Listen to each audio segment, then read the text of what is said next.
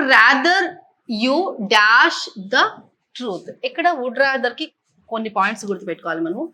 ఈ would rather ఉంది కదా, ఈ వుడ్ రాదర్ ని మనము 2 ways లో యూజ్ చేస్తాం.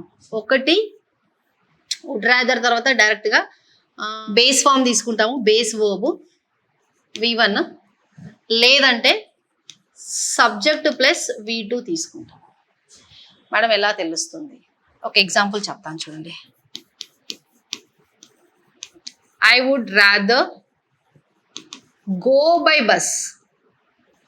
నేను బస్లో వెళ్ళడానికి ప్రిఫర్ చేస్తాను దాన్ బై కార్లో కన్నా. సో ఇక్కడ వుడ్ రాదర్ తర్వాత బేస్ ఫామ్ వచ్చింది. I would rather go by bus than by car. ఇది మనము ప్రిఫరెన్స్కి యూజ్ చేస్తున్నాం, ప్రిఫరెన్స్కి యూజ్ చేస్తున్నాం. అదే సబ్జెక్ట్ ఉంటే ఎలా? సబ్జెక్ట్ ఉంటే ఎలా అంటే ఇక్కడ రాస్తాను. సబ్జెక్ట్ ఉంటే ఎలా అంటే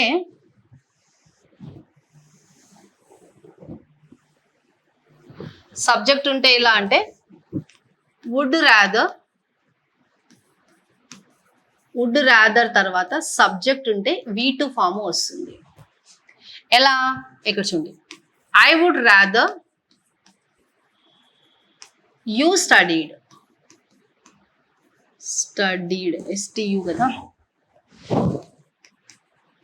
I would rather you studied. మీరు చదువుకోవాలి, ఇంకా చదువుకోవాల్సిన టైం వచ్చేసింది, చదువుకోండి అని నేను మీకు ఇంకా అర్జెన్సీని క్రియేట్ చేస్తున్నాను. ఇప్పటికే మీరు చదవడం స్టార్ట్ చేయాల్సింది అనేసి. సో అలాంటి టైంలో ఇది యూజ్ చేస్తాం. ఇక్కడనేమో ప్రిఫరెన్స్కి యూజ్ చేస్తాం. So I would rather you ఉంది కదా, అంటే ఇక్కడ సబ్జెక్ట్ ఉంది, ఇక్కడ సబ్జెక్ట్ ఉంది. సో ఇక్కడ మనం ఏం యూజ్ చేయాలి? V2 ఫామ్ యూజ్ చేయాలి. ఇది ప్రజెంట్లోనే ఉంది ఇది. సో ఇక్కడ V2 ఫామ్ ఇది. I would rather you told the truth. I would rather you told the truth అంటే మీరు ట్రూత్ చెప్పిండాల్సింది అంటున్నాం. I would rather you told the truth, right?